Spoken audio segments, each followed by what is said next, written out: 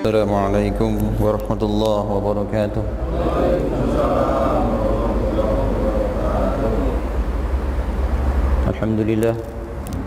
الحمد لله الذي أنعمنا بنعمة الإيمان والإسلام، وأشهد أن لا إله إلا الله وحده لا شريك له ذو الجلال والإكرام، وأشهد أن سيدنا ونبينا محمدا عبده ورسوله صاحب الحوض والشفاعة والمقام.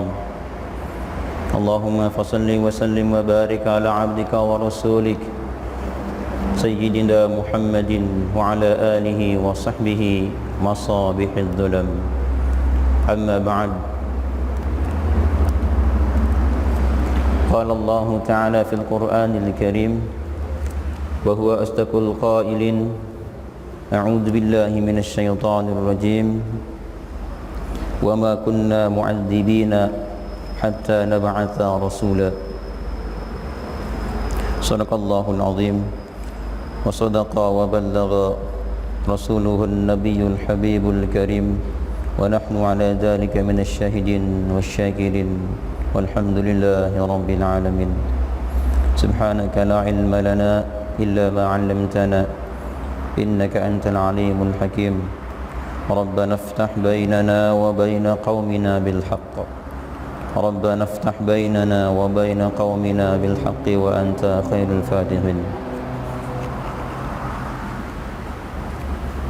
Ma'asyiral muslimin, hadirin jamaah salat subuh yang dirahmati Allah. Alhamdulillah,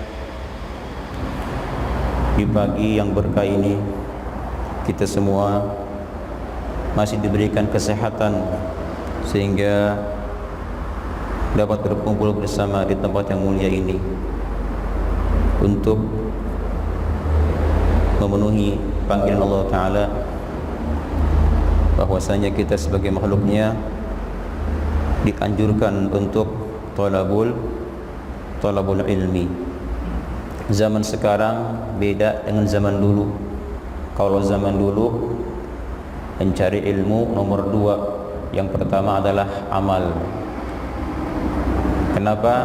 Karena dengan amal, salah atau tidaknya ada nabi yang akan menegur. Makanya mereka mengutamakan amal. Ketika salah, nabi menegurnya. Ketika benar, nabi tidak menegurnya dan bahkan mendukungnya. Tapi kalau zaman sekarang, ilmu lebih utama daripada amal. Ada sebuah riwayat, kata Nabi, antum fi zamanin, wahai sahabat-sahabatku, antum fi zamanin, kalian semua berada di satu zaman, qalilin sailu katsirin mu'tu. Di zaman sekarang, kata Nabi, banyak peminta-minta tetapi sedikit yang minta-minta tapi banyak yang memberi. Zaman dulu sedikit pengemis, banyak pemberi. Kemudian Nabi melanjutkan, katsirin fuqaha'uhu qalilin khutba'uhu. Sedikit yang khutbah, yang ceramah, yang dakwah zaman dulu, padahal sangat banyak orang-orang yang faqih, yang dalam ilmunya. Tetapi kata Nabi, akan datang satu zaman bahwa di zaman itu katsirin sailu qalilin mu'tu, banyak peminta-minta tetapi sedikit yang memberi. Kemudian yang kedua, katsirin khutba'uhu, banyak khatib-khatib, banyak ahli dakwah, banyak penceramah, tetapi sedikit yang mempunyai ilmu. Kata Nabi, al-amal khairun minal ilmi. Zaman kalian ini adalah beramal itu lebih baik daripada berilmu. Sementara zaman nanti yang akan datang, al ilmu khairun minal amali. Sementara zaman yang akan datang itu lebih baik banyak mencari ilmu daripada beramal. Kenapa? Karena di zaman sekarang banyak hal-hal yang diperlukan ilmu. Jika seseorang tidak mencari ilmu dulu, amal didahulukan, boleh jadi amalnya tertolak. Jadi utamakan ilmu. Dan alhamdulillah pagi hari ini kita akan mengkaji ilmu usul fikih. Usul fikih, akarnya fikih. Kemarin kita sudah bahas bahwa hukum ada berapa kemarin? Ada 5. Yang pertama hukum wajib, yang kedua hukum sunnah, yang ketiga hukum haram, yang keempat hukum makruh, dan yang kelima hukum mubah. Kita tambah 2 lagi. Ada hukum azimah dan ada hukum rukhsah. Bedanya rukhsah adalah al-mutaghayyir min su'ubah ila suhulah. Hukum yang berubah dari berat menjadi ringan, itu namanya rukhsah. Hukum yang tadinya berat jadi berpindah, berubah dan jadi ringan. Contohnya apa? Contoh, pada mulanya kita diwajibkan salat fardu dalam keadaan qaim, berdiri, tidak boleh duduk, apalagi baring. Tetapi bagi orang yang sakit tidak mampu berdiri, dirukhsah hukumnya menjadi boleh duduk. Duduk pun tidak bisa dirubah menjadi berbaring ke arah kiblat. Tidak bisa juga berbaring isyarah dengan kepala. Tidak bisa juga dengan kepala isyarah dengan apa? Kelopak mata isyarah. Tidak bisa juga dengan itu dengan hati yang sholat, baca Fatihah ada hati, rukunya semua hati yang gerakan. Tidak bisa juga, berarti sudah mati. Jadi sholat adalah kewajiban madama aqluhu sabitan. Selama akal masih ada, sholat tidak boleh ditinggalkan. Dalam keadaan bagaimanapun tidak boleh kita meninggalkan sholat. Ketika azan berkumandang, hayya 'alas shalah, 2 kewajiban buat kita. Yang pertama, kerjakan sholat seketika. Tidak bisa karena sibuk, azam dalam hati, azam akan mengerjakan sholat pada waktunya, itu azam. Tanpa 2 ini maka hukumnya haram. Dan sibuk pun tergantung sibuknya. Sibuknya dalam hal apa? Apa yang sifatnya wajib, apakah yang sunnah, haram atau makruh. Ketika kita dalam keadaan sibuk hal-hal yang wajib, misalnya seperti kita lagi mengurus orang tua sedang sakit, sekiranya kita sholat, khawatir orang tua kita akan bagaimana. Akhirnya kita terpaksa tidak sholat dulu, mengurus orang tua kita. Ini yang wajib. Atau yang sunnah. Yang sunnah seperti apa? Seperti kemarin kurban, Pak ya. Kurban, kita kurban, ini udah masuk waktu. Hayya 'alas shalah. Waduh, ini tanggung banget ini. Ini sunnah kan kurban. Nah, kalau yang wajib ataupun sunnah, ketika masuk waktu boleh berazam, berniat akan mengerjakan sholat pada waktunya. Tetapi jika kita sibuk dalam hal-hal atau sifatnya haram atau yang makruh, misal yang haram seperti kita sibuk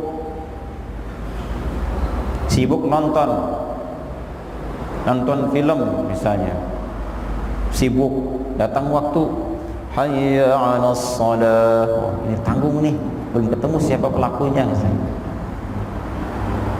Taraja. Nah ini tidak bisa niat azam, tidak bisa. Kenapa? Karena sifatnya haram.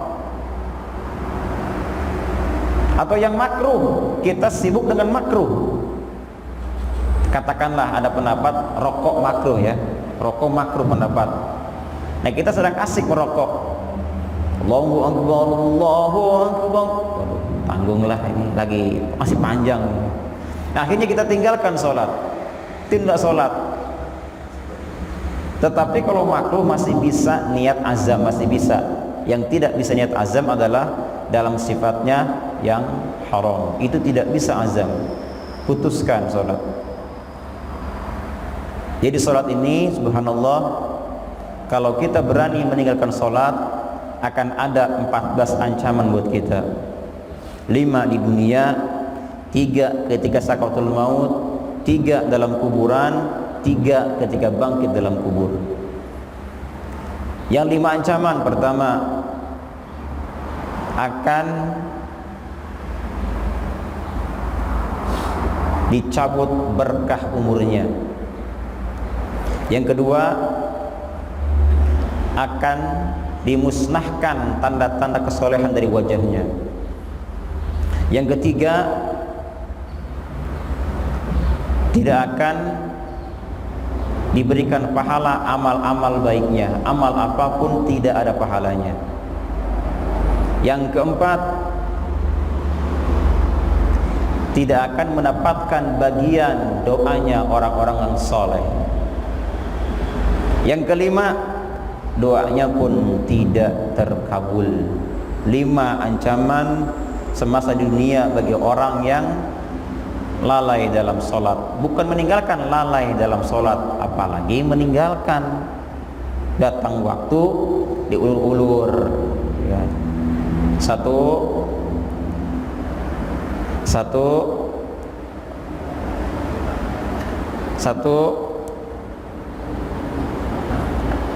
dicabut berkah umurnya. Apalkan biar kita ingat terus, dicabut berkah umurnya. Yang kedua, dimusnahkan tanda-tanda kesolehan dari wajahnya. Kelihatan orang sering sholat, sering wudu, terlihat dari wajahnya, meskipun hitam, jelek misalnya Pak, mohon maaf. Tetapi kalau sholat asik dipandang. Kenapa? Karena sholatlah yang membuat dia bernur, bercahaya. Yang ketiga, mantap, doanya akan tertolak. Yang keempat, tidak mendapatkan doa orang soleh. Kita berdoa Allahumma gfir lil muslimina wal muslimat, karena kita lalai dalam sholat, tidak dapat jatah doa ini. Yang terakhir, beramal apapun tidak ada nilai pahalanya. Ini yang di dunia. Yang ketika sakaratul maut, yang pertama, hadis ini saya temukan dalam kitab Al-Kabair karya Al-Hafidh Az-Zahabi. Yang pertama, bahwa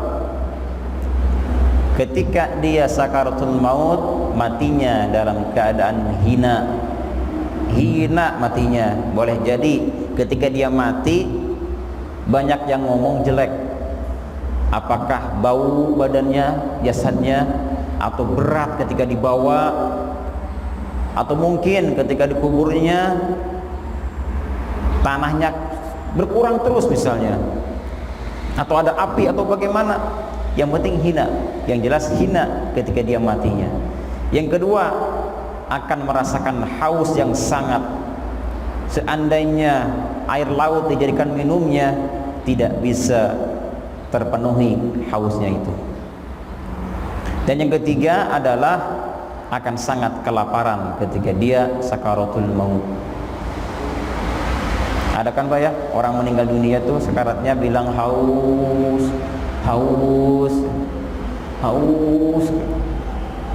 Kalau kita kasih air nggak akan terima lagi. Kenapa? Karena sudah tertutup rezekinya. Orang ini sudah tidak ada rezekinya lagi. Kita kasih pun keluar lagi gitu. Karena sudah tertutup pintu rezeki bagi orang yang sakaratul maut. Ketika matinya datang lagi 3 ancaman. Yang pertama, tadi ketiga apa tadi? Yang pertama apa tadi? Dihinakan ketika matinya. Kedua, dihauskan. Ketiga, cerdas, masya Allah ya. 3 sih ya.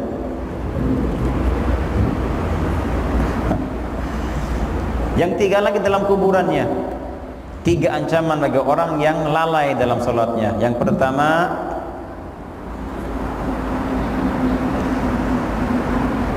akan disempitkan kuburannya. Saking sempitnya, kepala jadi kaki, kaki jadi kepala, tangan kanan jadi di kiri, yang kiri jadi di kanan. Saking sempitnya, digencet kita. Subhanallah, auzubillah. Ini yang pertama.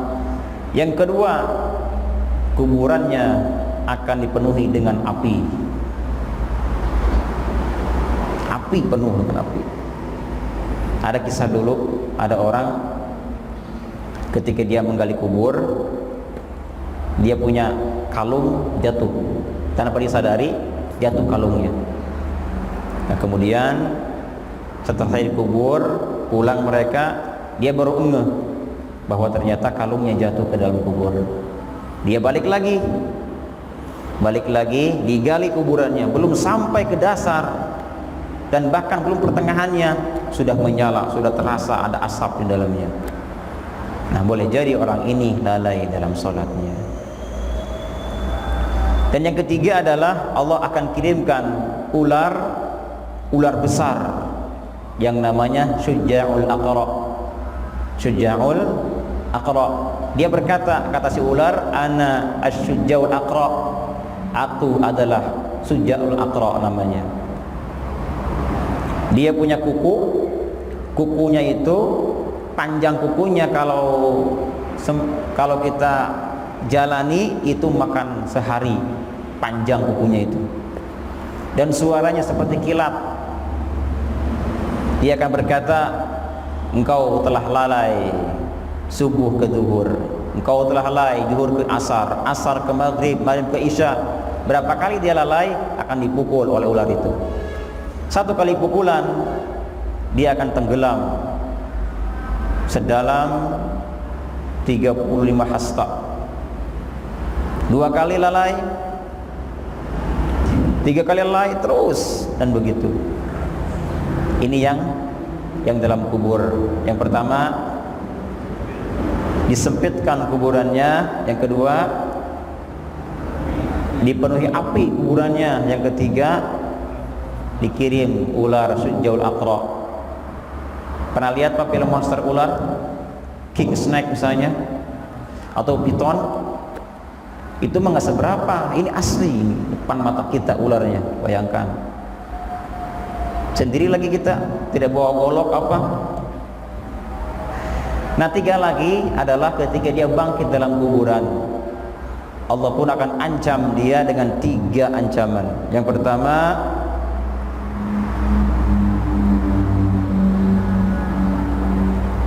Allah akan beratkan hisabannya. Berat hisabannya. Gara-gara sholat, hisabannya berat. Orang-orang sudah masuk surga, dia masih sibuk dihisab dan dihisab. Berapa kali kita lalai dalam sholat, maka beratlah hisabannya. Terutama orang-orang yang kaya. Orang kaya adalah orang yang paling lama dihisab. Orang lain sudah masuk surga, dia masih dihisab juga. Mobilnya dihisab, kemudian tanahnya dihisab, bajunya, apanya lagi, semua hartanya dihisab. Subhanallah. Makanya sahabat Nabi yang paling terakhir masuk surga, kalau tidak salah siapa namanya yang paling kaya? Siapa? Abdurrahman bin Auf, sahabat terkaya. Dia terakhir ke surga. Kenapa? Sibuk dihisab. Nah, kemudian Nabi paling terakhir siapa? Yang paling kaya? Utsman. Nabi Sulaiman itu terakhir. Kenapa? Karena hartanya banyak. Nah, berarti kalau kita punya harta banyak akan lama dihisabnya. Jadi kalau bisa jadi orang miskin ya. Masya Allah. Nabi berdoa, catat Pak, silakan di doanya. Apa kata Nabi doanya? Ini doa bagus, ini doa bagus. Kata Nabi, Allahumma ahyini miskinan. Ya Allah, hidupkan aku dalam keadaan miskin. Yang kedua, wa amitni miskinan. Wafatkan aku dalam keadaan miskin. Yang ketiga, wahsyurni fi zumratil masakin. Dan kumpulkan aku kelak bersama dengan orang-orang miskin. 3 doa Nabi. Hidupkan ketika, miskinkan ketika hidup, ketika mati, dan gabungkan bersama dengan orang-orang miskin, karena mereka lah yang paling pertama ke surga. Ini yang pertama, akan berat hisabannya. Yang kedua, akan mendapat murkanya Allah Ta'ala. Dan terakhir, akan masuk ke dalam neraka. Yang pertama, berat hisabannya. Yang kedua, dapat murka dari Allah Ta'ala. Yang ketiga, akan masuk ke dalam neraka. Inilah ancaman orang-orang yang sholat. Oleh karenanya jangan lalai dari sholat.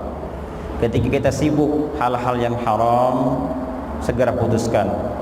Kalau yang wajib, sunnah ataupun makruh, maka silakan azam kepada Allah Ta'ala akan mengerjakan sholat itu pada waktunya. Makanya ada istilah, kalau kita sedang safar di jalan, datang waktu, masuk waktu, kerjakan sholat itu di dalam kendaraan kita. Misalnya kita sedang naik mobil, begitu naik mobil, Allahu Akbar, Allahu Akbar, waduh, azan nih. Apakah kita kerjakan sholat atau azam? Saya mau sholat aja. Sholat saja di dalam mobil, tanpa wudhu, tanpa tayamum, sholat saja. Allahu Akbar. Ketika ruku, isarah. Terus semua isarah. Nanti ketika kita pulang ke rumah, i'adah sholat tadi, ulangi sholat tadi. Disebut dengan sholat yang di safar ini disebut dengan sholat hurmatil wakti, menghormati waktu, jaga-jaga. Kita tidak tahu di jalan apakah kita masih hidup atau sudah meninggal dunia. Seandainya meninggal dunia, maka sholat ini bisa membuat kita tidak wajib qadha, dianggap sah sholatnya. Apa ya?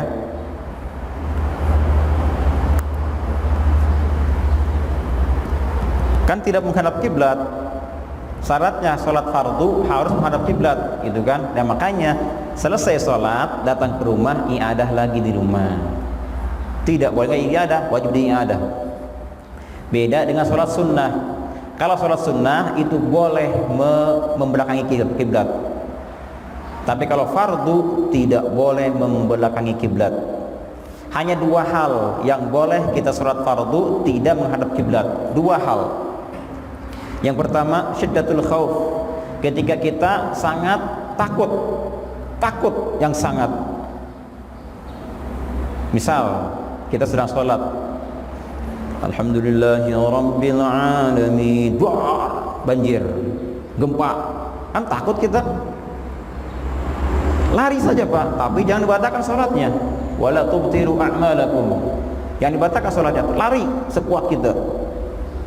Sepanjang masih takut, lari terus. Meskipun banyak langkah yang kita lakukan, tidak membatalkan sholat.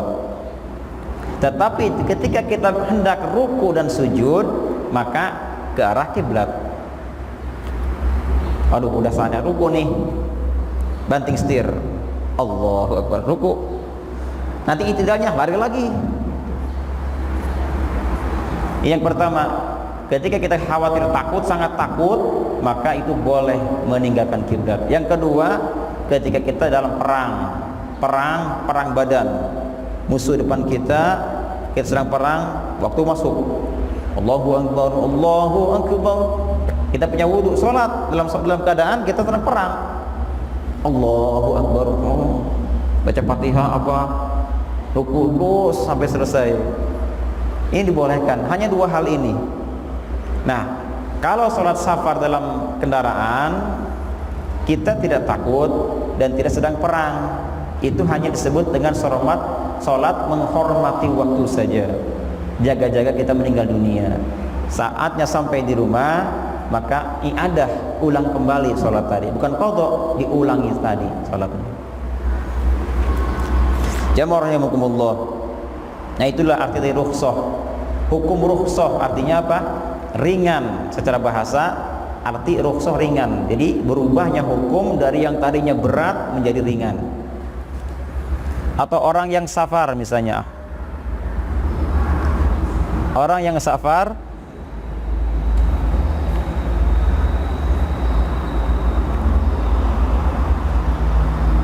dibolehkan baginya untuk menjamak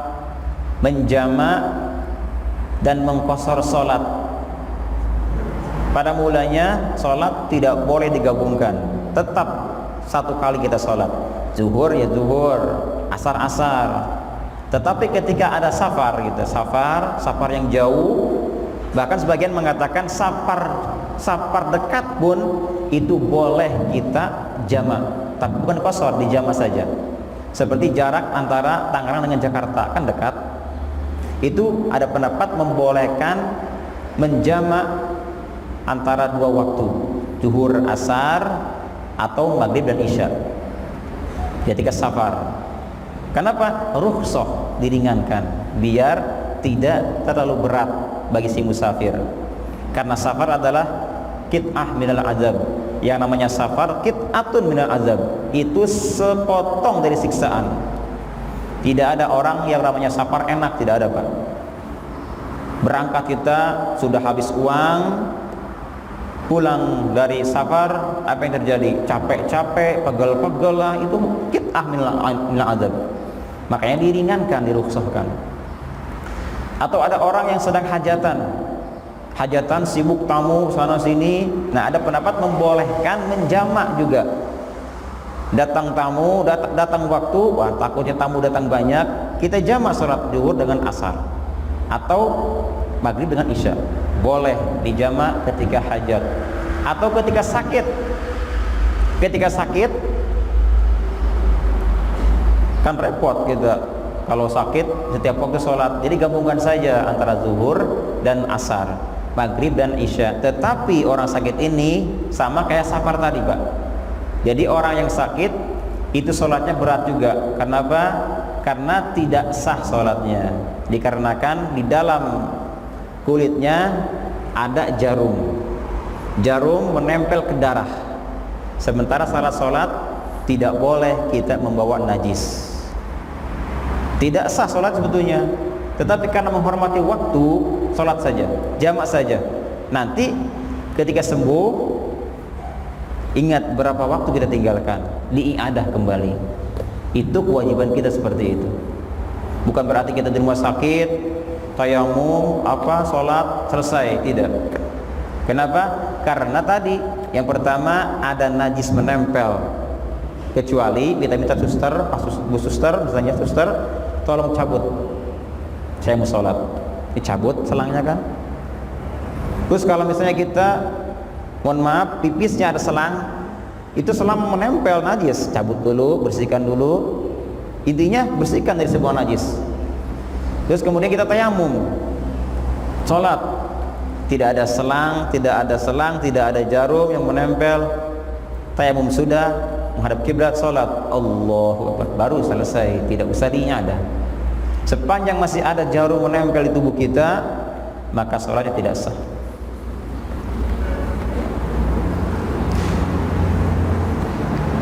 Paham, Pak? Alhamdulillah. Itu namanya rukhsah, diringankan. Atau hukumnya bangkai pada mulanya adalah haram. Tidak boleh seseorang memakan bangkai karena haram. Tetapi bagi yang mudthar, yang sangat kelaparan, tidak ada makanan lagi, hanya ada bangkai di depan dia, maka dibolehkan memakan bangkai itu. Bahkan bangkai anjing sekalipun boleh kita makan jika dalam keadaan mudthar. Allah mengatakan dalam Al-Quran, famanit turra ghairu bagin wala 'adin fala itsma alaih. Orang yang mudhar, kelaparan, tetapi dengan catatan yang pertama, ghairu bagin, tidak ada keinginan sebetulnya. Bukan karena wah mumpung saya lagi lapar nih, bangkai kan haram, anjing kan haram, saya makan ini namanya bagin. Dia ada keinginan. Kita makan karena terpaksa tujuannya. Yang kedua, wala adin, tidak boleh melampaui batas. Kira-kira kita makan bangkai ini berapa suapkah yang membuat nyawa kita menyambung? Apakah 5 suap cukup? 5 kali kita makan, kita sobek, kita makan. Kalau 5 kali cukup untuk menyambung nyawa kita, cukup 5 kali kita makan. Tidak boleh lebih dari itu. Itu adin. Maka fala itsma alai, tidak berdosa baginya. Itulah hukum rukhsah, ringan ya. Jadi hukum yang berat-berat dalam Islam itu dirukhsahkan. Atau orang yang puasa, orang puasa kan wajib, tetapi bagi mereka yang sedang safar, yang sedang sakit, maka puasa tidak diwajibkan. Jumat wajib, tetapi bagi mereka yang sakit atau ada hujan atau ada ancaman misalnya, maka kewajiban Jumat tidak ada. Itulah yang disebut dengan hukum rukhsah. Nah, kemudian di balik rukhsah ada hukum azimah.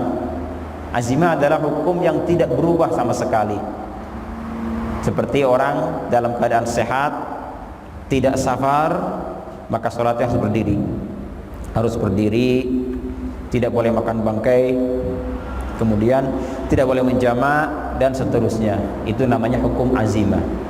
Jadi kita pagi hari ini tadi sholat subuh kita dikenai hukum apa? Hukum wajib azimah. Wajib azimah. Tapi kalau ada yang sakit duduk, berarti hukum wajib rukhsah. Atau orang yang parah, lebih parah lagi misalnya, ada yang tidak bisa duduk baring, wajib tapi rukhsah.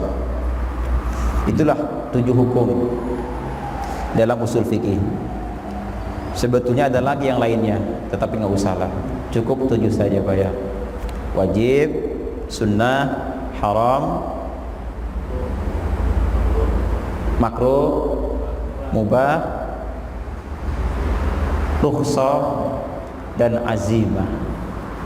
Jadi tidak ada yang namanya hukum bid'ah, tidak ada. Bid'ah itu bukan hukum, bukan. Tidak ada hukum bid'ah dalam ini, tidak ada. Makanya kita tidak boleh mengatakan bid'ah itu haram semua, tidak ada. Bid'ah itu bisa jadi wajib, bisa jadi haram, sunnah, tergantung bagaimana pelaksanaannya. Seandainya kaitan dengan haram, maka jadi haram. Misalkan orang mengada-ngada membuat-buat sesuatu yang baru, sekiranya bertentangan dengan Al-Quran As-Sunnah, maka inilah disebut dengan hukum ini bid'ah haram.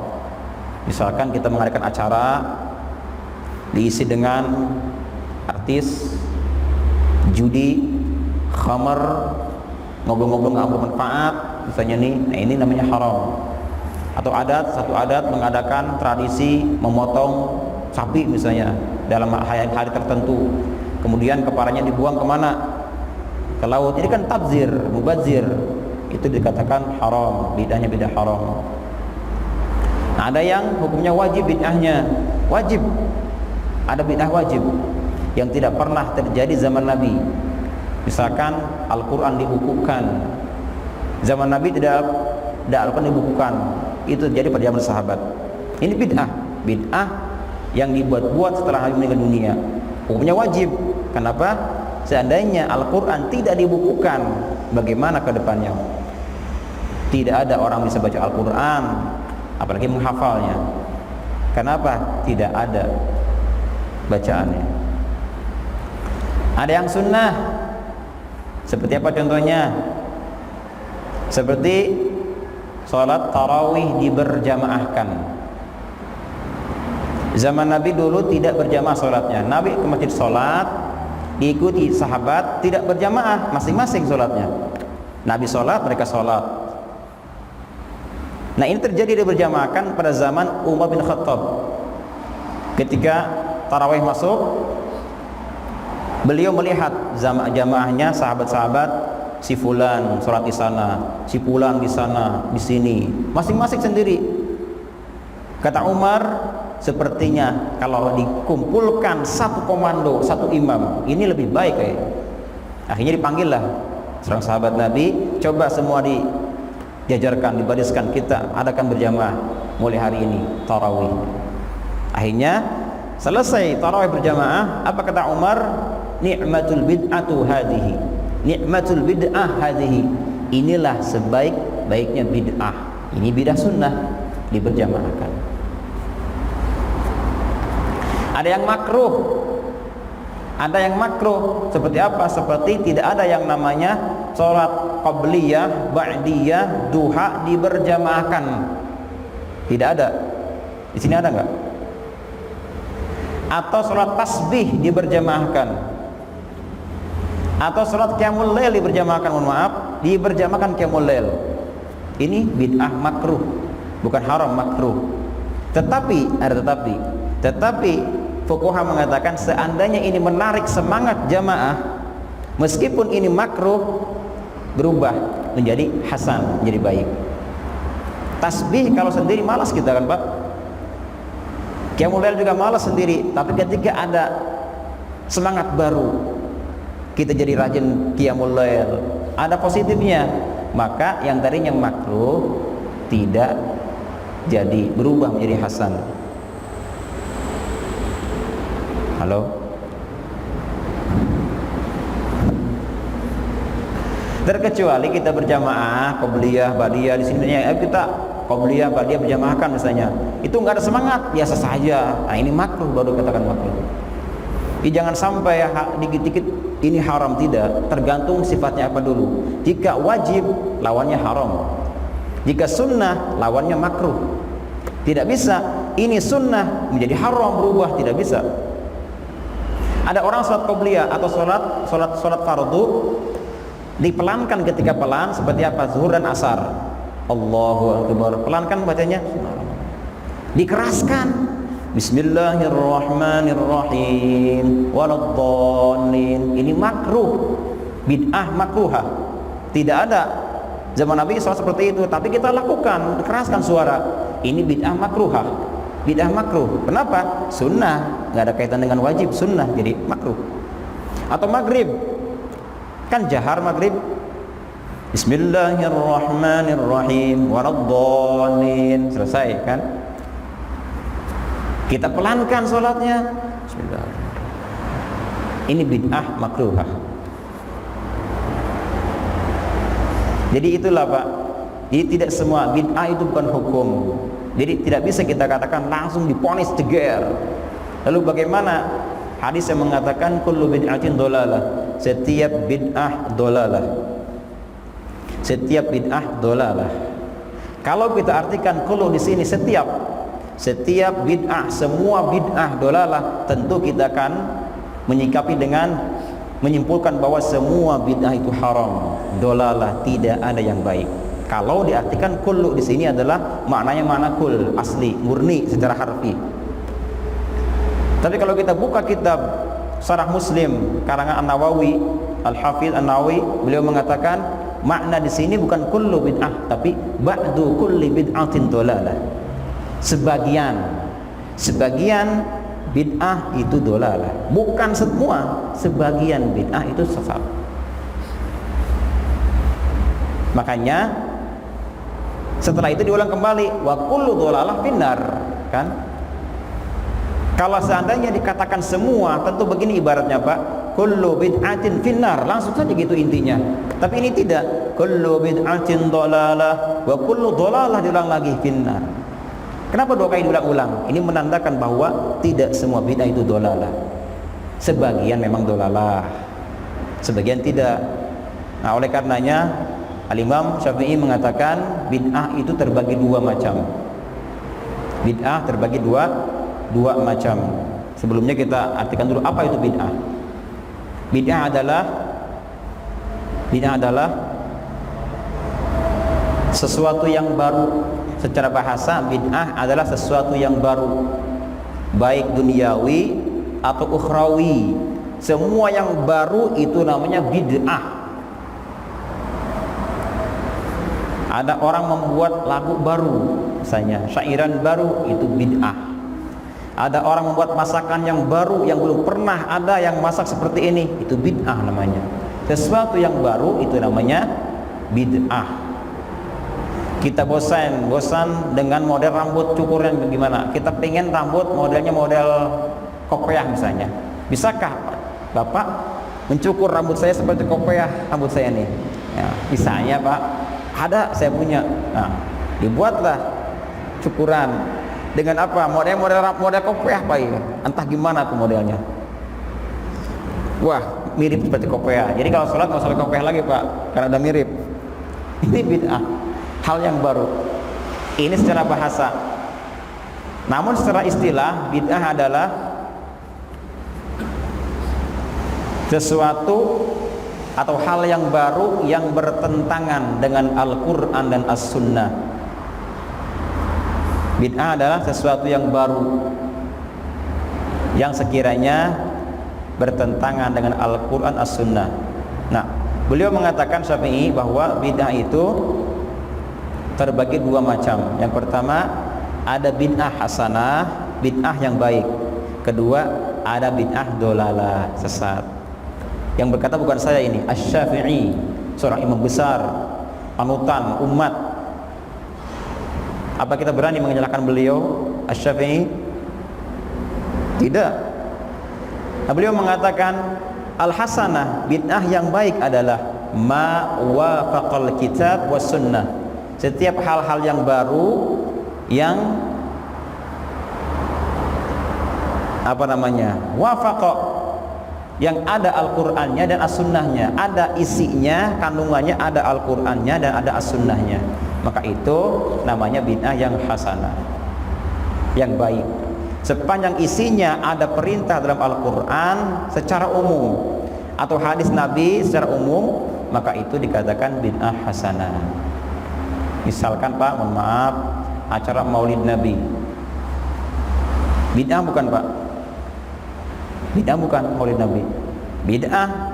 Pernahkah Nabi mengumpulkan sahabat, ayo kita acara maulidan atas kelahiran? Nggak pernah. Bid'ah namanya. Nah, kita lihat isinya apa maulid ini. Yang pertama, ada zikirnya. Apakah zikir dilarang dalam Al-Quran? Tidak, justru diperintahkan. Fadzkurullaha dzikran katsira, uzkurullaha dzikran katsira. Zikir sebanyak-banyaknya, zikir ada. Di dalamnya juga ada tausiah, ceramah agama. Apakah ceramah dilarang dalam Islam? Tidak juga. Kemudian ada sedekah buat yang hadir, meskipun air 1 botol misalnya. Apakah ada larangan sedekah? Tidak ada juga. Jadi semuanya ada tuntunannya. Jadi ini namanya bid'atul hasanah. Beda dengan bid'ah yang dolalah, kata beliau. Bid'ah dolalah ialah ma khalafa al-kitab was sunnah, sesuatu hal yang baru yang bertentangan dengan Al-Quran As-Sunnah. Baru ini namanya bid'ah yang dolalah. Jadi misalnya kita mau sesuatu yang baru bertentangan dengan Al-Quran As-Sunnah, itulah dolalah namanya. Misalnya sudah dipatok subuh berapa rakaat? 2 rakaat. Kayaknya kurang mantap 2 rakaat di subuh nih. Soalnya saya udah segar bangun malam kan. Kenapa nggak 4 saja gitu? Nah, asar kan capek, yuhur capek 4, kita ganti 2, gimana? Nah kan, dibuatlah seperti itu aturannya. Misalnya subuh 4 rakaat. Jamaah, mulai hari ini subuh kita tambah 2 rakaat lagi, karena kita segar-segar misalnya. Atau zuhur dikurangi 2. Inilah bid'ah yang dolalah. Kenapa? Karena bertentangan dengan Al-Quran dan As-Sunnah. Oke, oce, ini bid'ah Pak. Bid'ah juga ini, nggak ada zaman Nabi oce.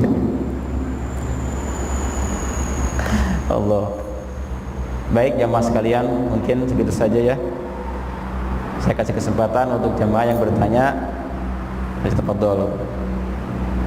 Silakan, ada yang bertanya?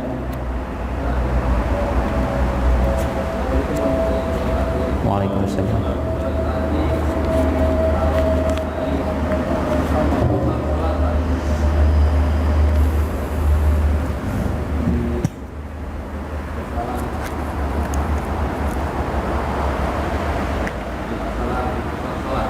qasar.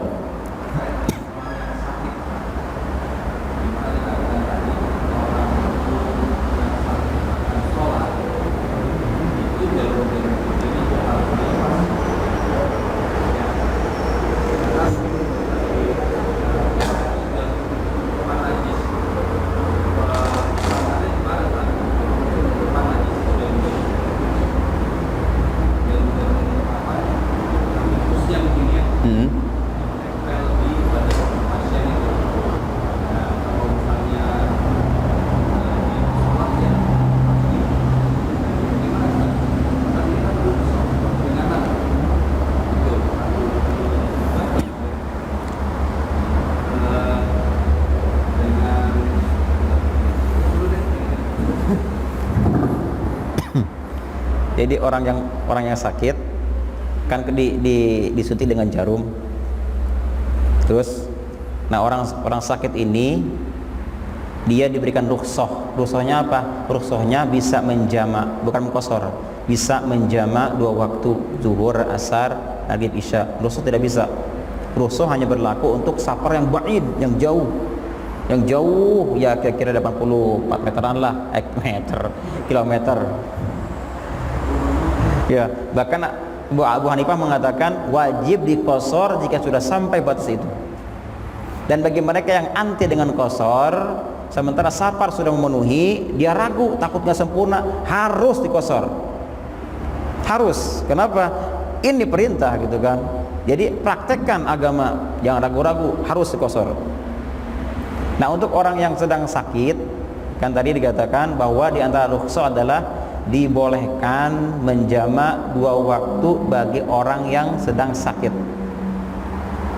Menjama. Lalu bagaimana cara menjamanya itu? Cara sholatnya. Nah, di sini Pak perhatikan. Jadi kalau misalnya kita sedang sakit, tidak ada suntikan yang menempel ke tubuh kita, karena si jarum ini kalau sudah tembus ke wilayah dalam kulit, meskipun bukan darah, itu termasuk menempel dengan yang najis. Setiap kita sholat membawa atau menempel barang najis, maka tubuh kita jadi najis semuanya. Beda dengan menginjak. Kalau menempel atau apalagi menusuk ke dalam, itu sudah dikatakan sebagai membawa najis. Jadi kalau orang yang sholat sedang sakit, dia ingin sholatnya itu tidak usah i'adah, langsung sah saja, maka cabut dulu jarumnya. Agar apa? Tidak menempel ke dalam ini. Kalau bisa. Tidak bisa, ini udah sangat, ini bahaya kalau dicabut misalnya. Tidak bisa, nah berarti tetap sholat, tetapi bukan sholat yang ada, bukan, tapi sholat hormatil waktu namanya, menghormati waktu saja. Jaga-jaga kita meninggal dunia, maka sholat ini sudah memenuhi ada kita, tidak usah wajib diqadha lagi nanti oleh ahli waris kita, atau tidak usah difidyah, nggak usah, karena cukup dengan sholat itu yang tadi dilakukan. Iya betul. Nanti kalau sudah sembuh dari sakitnya, pulang ke rumah, nah nanti berapa kali dia melakukan sholat seperti itu, maka diulang kembali. Itu yang pertama. Yang kedua apa Pak?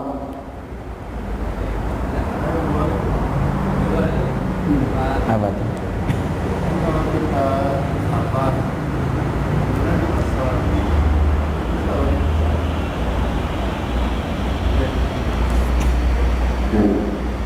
Kalau tidak terasa saudara,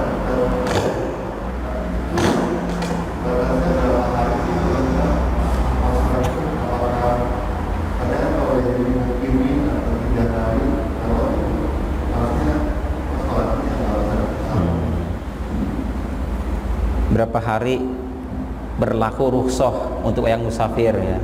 Ikap berapa, masa aktifnya berapa lama gitu ya? Berapa lama masa aktifnya orang musafir bisa melakukan jama, bisa melakukan puasa, nggak usah puasa dan sebagainya. Itu berlaku arba'atu ayyam sihahin. Dan kita fikih-fikih disebutkan 4 hari pas. Jika kita sudah mencapai 4 hari pas, misalnya kita datang ke satu tempat, kita masih musafir nih, nggak mukim, selama kita tinggal di situ belum sampai 4 hari pas, maka masih berlaku jama', masih berlaku tidak wajib puasa, masih berlaku qashar bahkan, kan kita masih safar musafir. Tapi jika kita sudah niat mukim di tempat itu, niat mukim, maka yang 4 hari tadi sudah tidak berlaku lagi. Kenapa? Karena sudah ada niat mukim di situ. Ya, kalau niat mukim di situ, yang seperti orang yang 4 hari misalnya kita datang ke satu tempat, menunggu teman, tunggu ya, saya masih di jalan misalnya, kita tunggu di situ berhari-hari. Nah, ini masih berlaku tuh rukhsah tadi. Tapi jika kita sudah datang ke satu tempat dan niat mukim di situ, mukim menetap lama di situ, nah berarti sudah tidak berlaku lagi. Tidak boleh yang namanya rukhsah itu terus lakukan. Itu Pak. Masih ada?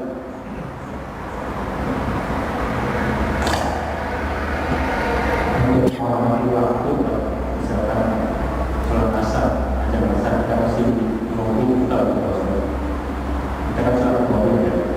Itu maksudnya kita sholat lagi itu pada saat waktu asarnya atau tiba-tiba yang terlewat maghrib kita dalam sholat. Oh, di waktu asar sedang safar, masuk waktu, terus sholat kan dari kata Allah harus lagi maghrib. Nah, nanti tiba-tiba itu ya kadang-kadang pada saat rumahnya sholat asarnya tapi sudah waktu maghrib masuk maghrib itu ya, di sholat asar di jalan, gak mungkin asar dijama dengan maghrib, gak mungkin kan? Kenapa? Karena beda waktu. Karena pasangannya zuhur dengan asar, maghrib dengan isya. Nah, ketika kita safar di jalan, ternyata udah masuk waktu. Nah, kira-kira menurut kita, apakah sebelum maghrib datang sudah sampai di rumah atau tidak? Kalau misalnya, kayaknya nih kalau macet begini, kemungkinan maghrib akan masuk ini. Nah, berarti kita sholat saja di situ di mobil sholat. Tidak punya wudhu, nggak usah wudhu. Tayamum juga nggak usah, sholat aja udah. Namanya sholat menghormati waktu. Berapa rakaat? Sama, caranya sama semua, niatnya sama, bacanya sama, semua sama. Seperti sholat ini aja, sholat fardu biasa. Cuman begitu kita sampai ke rumah, kalau misalnya masih ada tersisa waktu untuk asar, lakukan. Jika sudah maghrib masuk, tetap lakukan. Lalu mana yang didahulukan antara dua waktu ini? Apakah asar dulu atau maghrib dulu? Tergantung. Seandainya maghrib di nomor 2 kan habis waktu maghrib, maka maghrib dahulukan. Seandainya masih panjang waktu, maka si asar boleh didahulukan. Dia bebas. Masalah kita mengulangi atau melakukan sholat seperti jamaah takhir Pak ya, jamaah takhir kita sholat niat zuhur di jamaah ke asar misalnya. Nah, begitu sampai ke waktu asar, manakah yang didahulukan? Apakah si zuhur dulu atau asar dulu? Bebas.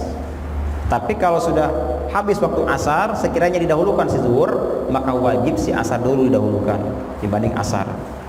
Atau seandainya kita asar dulu, ini udah berjamaah nih, udah berdiri berjamaah, maka utamakan berjamaah zuhur dulu, afdol soalnya itu. Begitu Pak. Iya Pak.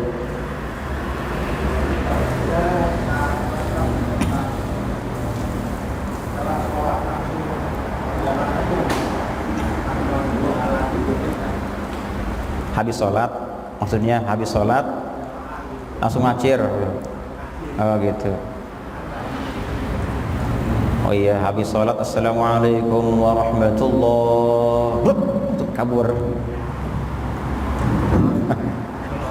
Di sini kita tidak bisa mengatakan makruh, tidak bisa. Kenapa? Karena tergantung orangnya. Kalau memang ada alasan syar'i yang membuat dia harus keluar buru-buru, maka lakukanlah. Tetapi jika bukan syar'i alasannya, kenapa kalau buru-buru? Takut ketinggalan bola misalnya. Ini final nih. Nah, ini kan bukan syar'i. Bahkan mesel ke imam, Pak Imam, pertama Al-Kautsar, kedua Al-Ikhlas. Buru-buru misalnya. Kenapa? Ini final nih soalnya nih. Begitu selesai sholat, Assalamualaikum, bubar semua jamaah. Nah, ini bisa jadi haram. Kenapa? Kita lihat, Pak. Kira-kira nonton bola boleh nggak? Kalau pakai judi haram hukumnya, taruhan, nggak usah pakai uang lah. Pokoknya yang kalah pijitin saya. Ini tetap aja judi namanya, cuma dengan apa? Dengan jasa, bukan dengan uang. Atau misalnya orang kebelet, masa dia zikir sampai selesai atau mencret tampil di situ. Itu boleh. Bahkan zaman Nabi dulu pernah terjadi, ada seorang sahabat, namanya saya lupa. Itu setiap kali sholat selesai, Assalamualaikum warahmatullahi, Assalamualaikum. Ini orang langsung kabur. Mungkin pertama Nabi membiarkan, mungkin ada keperluan kayaknya. Hari kedua begitu lagi. Wah, ini kayaknya ada sesuatu yang nggak beres nih kan. Ditegurlah sahabat itu oleh Nabi, ditegur. Kenapa anda buru-buru habis sholat langsung kabur? Tidak boleh begitu. Sebetulnya tidak boleh. Apalagi kita berjamaah, Pak. Kalau nggak ada alasan syar'i, jangan dulu pindah tempat kita sepanjang imam tidak berubah. Kalau imam masih tetap begitu posisinya, belum sila, masih dalam keadaan duduk tawarruk, begini kan, tawarruk biasa tawarruk. Sepanjang dia tawarruk, kita jangan berubah posisi kita. Kalau berubah, imamnya Allahumma antas salam, misalnya diubahkan kakinya, wa minkas salam, ikuti imam berubah. Ini imam belum sila, udah pindah ganti, nggak boleh. Nah, setelah antas salam, ke salam selesai, nah baru kalau saya mau ada perlu silakan. Tapi zikirnya tidak boleh tinggal, tetap sambil safar kita pulang ke rumah, zikir di jalan, istighfar kah, apakah baca terus itu kan. Karena ada sebuah keterangan mengatakan man taraka wirdan fahuwa kirdun. Artinya apa? Man taraka wirdan, siapa yang meninggalkan wirid zikir setelah sholat, fahuwa kirdun, maka dia dikatakan sebagai monyet. Kenapa? Karena dia tidak betah di masjid, begini-begini kayak monyet aja, Pak. Celang-celing begini sana sini ya. Kayak ada ekornya tuh pantatnya, aja nggak betah di situ dia. Itu jadi tergantung orangnya. Niatnya apa dia buru-buru. Kalau syar'i dibolehkan. Kalau bukan syar'i tergantung dulu apa. Kalau yang sifatnya haram bisa jadi haram karena buru-buru dia menuju haram. Kalau yang makruh cukup makruh saja. Masih ada? Ayo. Bagaimana cara mengganti sholat fardu yang lalai? Yang lalai apa yang tertinggal? Lalai. Terus? Akan sholat. Jadi kita punya kewajiban sholat dulu, zaman dulu maksudnya apa? Jadi bagaimana cara mengqadha kewajiban sholat yang dulu pernah kita tinggalkan? Ini memang sering dipertanyakan. Bagaimana hukumnya atau cara mengqadha sholat yang dulu pernah kita tinggalkan? Semua fuqaha ahli fikih mengatakan bahwa yang wajib diqadha adalah yang yakin ditinggalkannya. Yakin ditinggalkannya. Misalnya ketika saya usia berapa belas tahun misalnya, saya pernah meninggalkan sholat. Kira-kira yang yakin berapa waktu? Yang yakin, jangan cuma menyangka-nyangka, yang yakin saja. Oh, kayaknya nih, kalau kayaknya bukan yakin dong. Yakin, baru wajib diqadha. Kalau tidak yakin, maka tidak usah diqadha. Misalnya yang yakin itu pas zuhur misalnya atau subuh biasa saya tinggalkan tuh, itu yakinnya subuh, berarti subuh saja. Atau yakin semuanya tinggalkan, karena mungkin kita masa-masa bandel, Pak ya, bandel dulu. Jadi kita sempat 5 tahun tidak sholat 5 waktu. Nah berarti qadha sholat 5 tahun lamanya. Nah kemudian ketika ditinggalkan sholatnya, apakah memang ada alasan syar'i atau tidak? Jadi sholat yang kita tinggalkan kembalikan kepada alasannya. Jika alasannya alasan syar'i, maka di kodoknya tidak usah buru-buru, bebas. Mau kapan waktu silakan. Kalau ada alasan syar'i, misalnya tidur. Kita tidur sampai 2 hari 2 malam tidurnya misalnya nih. Aneh orang 2 malam tidur dia. Bangun, ya Allah, ini hari apa ini? Sekarang hari Sabtu. Ya Allah, saya di malam Jumat tidur ini saya. 2 hari kan tuh tidak sholat. Nah, ini kan alasan syar'i, maka sholat yang 2 hari ini itu boleh dikerjakan kapan dia mau. Silakan. Lagi malas, ntar aja, boleh itu tunda. Kalau memang ada syar'i alasannya. Tapi kalau bukan syar'i alasannya, misalnya dia tidak sholat, kenapa? Karena sibuk dengan hal-hal yang sifatnya haram, nonton TV terus, main bola, main HP, akhirnya tertinggallah sholat beberapa waktu. Nah kalau alasan bukan syar'i, maka ketika dia ingat harus seketika dia kerjakan. Dan bahkan kalau banyak, misalnya kita tadi dikatakan 5 tahun, misalnya 5 tahun dulu pernah kita tidak sholat 5 tahun. Ini sengaja kita sudah mendengar azan, kemudian kita tahu kewajiban kita, bahkan kita pun karena waktu itu sedang melakukan apa yang sifatnya haram misalnya. Nah berarti ini bukan syar'i. Jadi si 5 tahun ini harus wajib dilakukan seketika itu. Tinggalkan semua aktivitas kecuali yang sifatnya darurat atau hajat.